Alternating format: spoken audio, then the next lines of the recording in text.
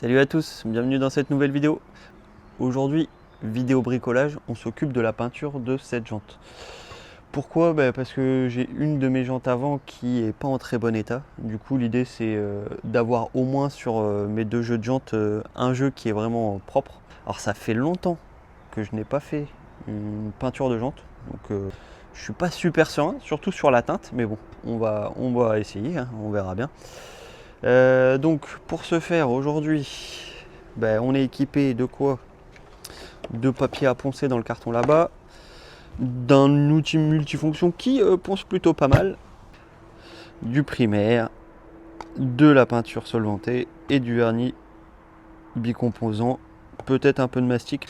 Alors vous voyez, j'ai déjà commencé à faire quelques ponçages hors caméra. Et alors effectivement, il y a des endroits qui sont pas mal abîmés. Alors là, il y a du stylo de retouche là aussi.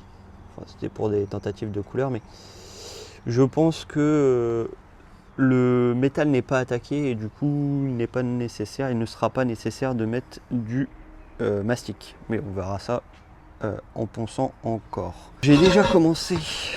Hop. Donc j'ai retiré les plombs. Vous voyez, il y a des belles marques de changement de pneus qu'il faudra que j'essaie de faire disparaître. Alors je sais pas ce qu'elles ont eu ces jantes là. Je les ai eues comme ça, mais je pense qu'elles ont chauffé parce que pour que ça se décolore à ce point là. Donc la première étape, clairement, hein, c'est de nettoyer la jante. Bon, je vous ai pas filmé ça parce que c'est pas très intéressant. Une fois que la jante est bien nettoyée et dégraissée, on peut s'attaquer à la partie ponçage pour attraper le maximum de défauts. Pour ça, moi, j'utilise cet outil multifonction qui est pas mal du tout. Je pensais utiliser mon orbital, mais en fait, la tête triangulaire, ça va bien pour aller dans les petits recoins. Et en papier, je crois que je suis sur du 80 pour attaquer les gros défauts. Et après j'ai du 120 puis du 240 et après ponçage à la main. Donc première étape, le lavage. Deuxième étape, le ponçage. Troisième étape, l'après. Ensuite peinture. Et pour finir, vernis. En espérant qu'on soit sur la bonne teinte. Parce que sur ces jantes là, impossible de trouver la bonne teinte. Allez, c'est parti.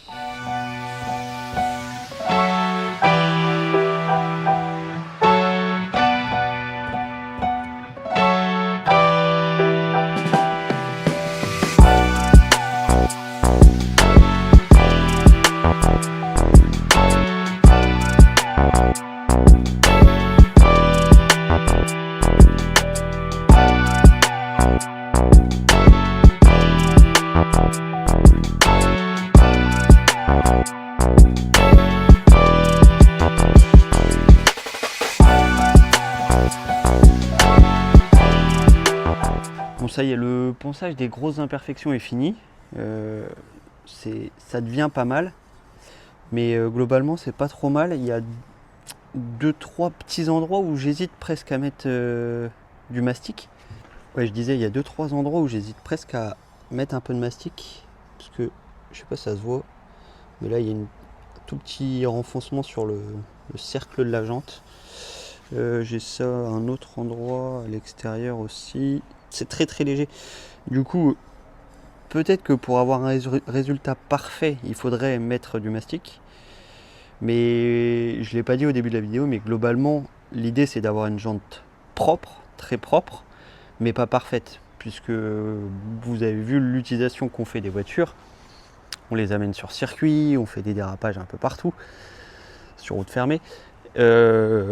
C'est des jantes qui sont amenées à être un peu griffées, un peu abîmées. Alors on essaie d'éviter, mais ça fait partie des risques du métier. Du coup, bon, si le résultat n'est pas parfait, ça ne me gêne pas plus que ça. C'est d'avoir un résultat propre, voire très propre. Alors je dis ça au début de la vidéo, on en reparle à la fin, on verra bien. Mais ouais, il y a cet endroit là. Ça a quand même assez creusé fortement la jante, donc je me dis, petit coup de mastic, ça serait pas déconnant, mais bon, je pense que je vais faire sans, direct à l'après. Ça permettra peut-être déjà de niveler un peu tout ça. Et vous voyez, alors je suis pas peintre ou carrossier ou quoi que ce soit, mais je me demande si la jante, enfin je suppose que la jante a déjà été repeinte une fois, parce que bon, on a la jante là, j'imagine que ça c'est de l'après, la couleur en dessous, puis re de l'après, puis re la couleur. Donc je pense que la jante a déjà été repeinte. Bon allez, on part sur l'étape de ponçage un peu plus fine. Bon finalement j'ai pas pu m'en empêcher. J'ai quand même sorti un peu de mastic pour les plus grosses imperfections. Je pense que c'est un peu de la surqualité par rapport à la finition que je souhaite avoir, mais bon, j'ai pas pu m'en empêcher.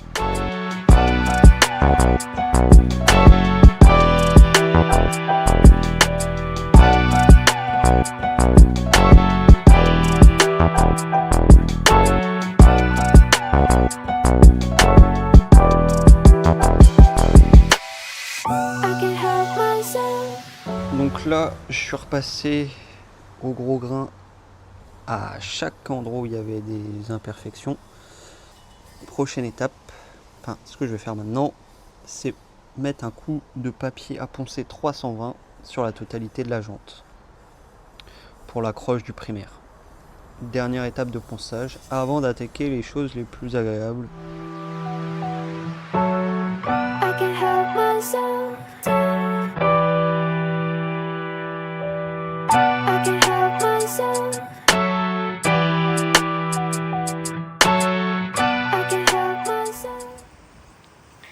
Donc guettez voir qui vient de débarquer. C'est qui ça? Je vais chercher mes pneus, bonjour. Bonjour. Je t'ai cru chez le vendeur de pneus ou quoi? Ceux-là ils sont bien, c'est à moi? Là, ils viennent d'arriver, c'est à moi. Des Atlas? Ouais. Premier prix. Mais tu sais quoi, j'ai demandé à ChatGPT les pneus qui s'usent le moins dans les 10 premiers prix de cette taille.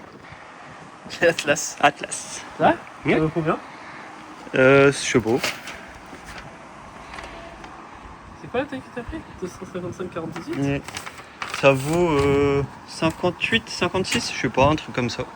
Ça c'est mes pneus? Ouais, ça c'est tes pneus. Ouais, parce qu'on vous l'a dit sûrement déjà dans une vidéo, mais on prépare un road trip. Et vu que je suis un rat, j'achète des pneus d'occasion. Ouais, enfin, j'achète des Atlas, donc tu vois, c'est pas ouf. J'espère qu'ils vont se gonfler les salopards. Ça va, ils sont propres, hein? Je viens de mesurer là, 5 mm de gomme jusqu'à la rainure, 9 Ouais. c'est 7. Donc franchement ça va. Au prix que tu les as payés, enfin au prix que je te les ai payés, Ouais, nickel. T'as vu les techniques de rat, moi quand même? Je trouve des bonnes techniques de rat. Ouais. De la peinture, moi. Regarde-moi ça, c'est au chantier. Ouais, je suis bonsoir, mon gars. Ouais, peut-être un peu trop. Hop, on va acheter ça dans mon VD, tout neuf, tout propre. Ouais, je me dépêche parce que je remonte la prise à France. Ça y est, la jante est totalement poncée. Ponçage sur la totalité de la jante avec cette éponge qui est l'équivalent du grain 400 ou un peu moins, mais c'est plus noté dessus, mais bon, ça rendait très bien et c'est pas mal du tout pour aller dans tous les recoins, toutes les crevasses, enfin tous les endroits difficilement accessibles. Donc cette jante est totalement prête, plus qu'à peindre. Donc primaire, peinture, vernis. Dégraisser tout ça avant. Mais c'est parti pour la suite de la vidéo. Pour moi c'est le lendemain. Voici le setup. J'ai hésité entre suspendre la jante avec un crochet par le trou de valve ou cette solution là et puis je suis parti là-dessus. Petit coup de cellophane, enfin de film étirable pour protéger les chaises, ça serait dommage d'en mettre dessus. Donc la jante est totalement prête. Un petit coup de dégraissage et puis on va pouvoir attaquer la peinture. J'ai juste masqué, tiens, je vais remettre un bout là, l'arrière qui vient en contact avec le moyeu de la voiture, pardon, histoire de pas rajouter une épaisseur. Et l'avantage de ce setup, c'est que je peux faire tourner et ça n'appuie pas sur le rebord là, mais sur la lèvre qui est à l'intérieur. Donc nickel. Je peux faire tourner pour peindre de manière plus simple. Hop.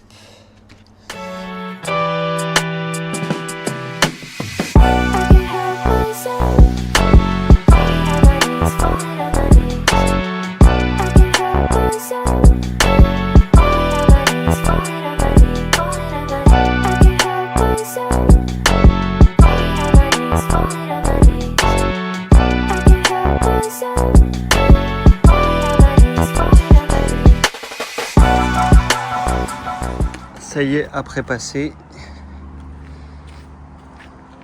plutôt propre. On laisse sécher tout ça. 30 minutes si je dis pas de bêtises, puis ponçage au grain 600 à l'eau. Et après on pourra attaquer la peinture et le vernis. C'est parti.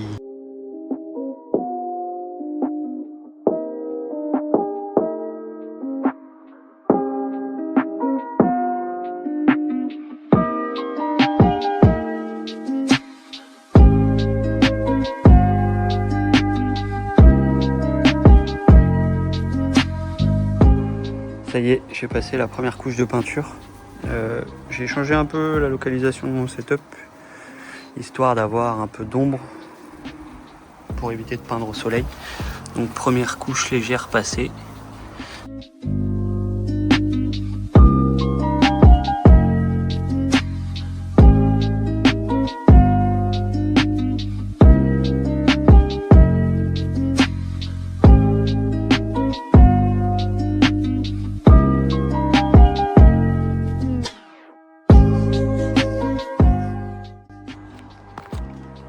Ça y est, la dernière couche de couleur est passée.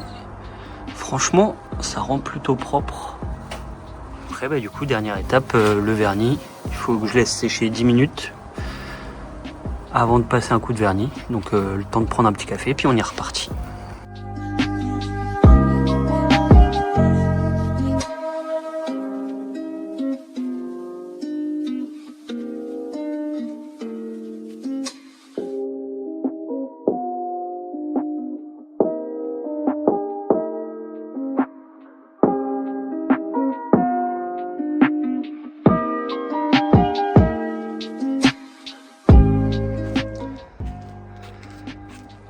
Bon, ça y est, dernière couche de vernis posée. On va voir ce que ça donne. J'ai presque tendance à vouloir en mettre plus, mais j'ai peur de faire pire que mieux. Donc on va laisser comme ça. Nous voilà une semaine après la peinture de la jante avant. Donc j'ai bien laissé le temps au vernis de durcir suffisamment pour pouvoir monter les pneus qu'il y a dessus. Donc voici ce que ça donne. Il y a quand même une différence de teinte. C'est pas flagrant, mais je pense que d'ici ça se voit quand même. La peinture d'origine est plus claire que la teinte que j'ai choisie pour repeindre la jante. C'est un peu dommage parce que impossible de trouver en ligne la teinte exacte de cette jante et ça m'aurait bien arrangé, mais bon, c'est pas trop mal. Je vais continuer mes recherches des fois que je tombe finalement au bout d'un moment sur la bonne teinte. C'est pas flagrant, quand je le sais, je le vois. Je suis un peu psycho-rigide là-dessus. En termes de qualité de peinture, franchement c'est pas mal.